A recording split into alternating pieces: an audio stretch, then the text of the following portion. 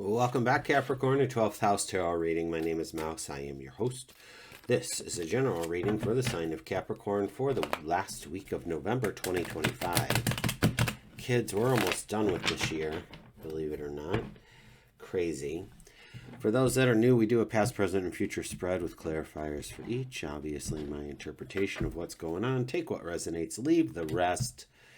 Wow, starting out with Justice, King of Cups, and Death. I cannot get away from these cards, which is fine, but there has been a lot of redundancy, or not redundancy, that's the wrong word, repetitiveness of these cards for each sign. It's been interesting.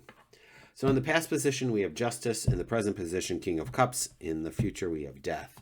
So let's see what else comes up with Justice. We have the Seven of Pentacles, Queen of Pentacles, and the Hermit.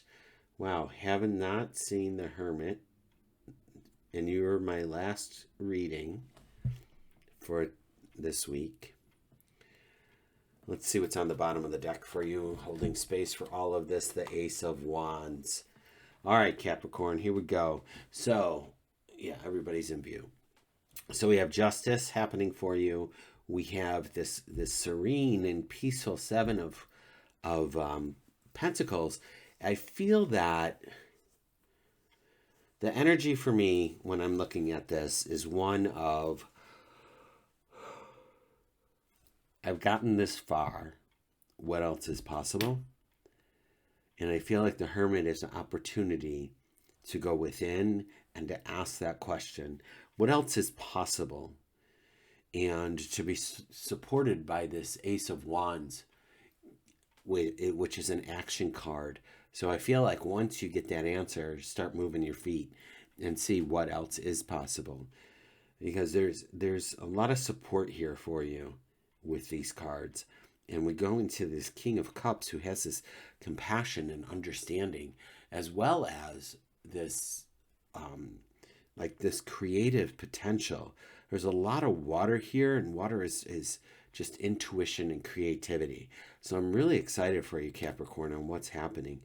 So what is happening? Because in the present moment, we have the Five of Cups, we have the Two of Wands, and then the Chariot. So we may be walking away from something. The energy, and I know this is the Five of Cups, but the energy I was getting when the Chariot showed up was like the Eight of Cups, where you're walking away from all the cups. But we're definitely walking away from the three spilled cups, for sure. So it's interesting then. We're going to pick up these two cups and cross this bridge and go to this castle or whatever. And here we have two wands, two Sphinx. So I feel like this coming week, there's a lot of decisions to be made, despite that there's only being 1, 2 here. But the 2 is being represented in other ways. So for me, there's layers to this decision that we need to look at. If A, then not B, and then B goes into... and A goes into, A1, A2. What are we going to pick? And then we pick A2. And then it goes into, okay, well, subpart A2, dash 1. You know what I mean? So I feel like there's many layers to this coming up. And there's going to be a decision that's going to be made. And you are moving forward in something. And come the end of the week, I feel that there may be just some, like, December is going to be one of, like, full steam ahead. So just take that with a grain of salt, because we do have the Death card. So something is coming to an end. Don't know what. We have the Three of Pentacles in the future, as well as the Page of Swords and the Nine of Swords. So this Nine of Swords, I think, came up with Virgo or Taurus. I don't recall.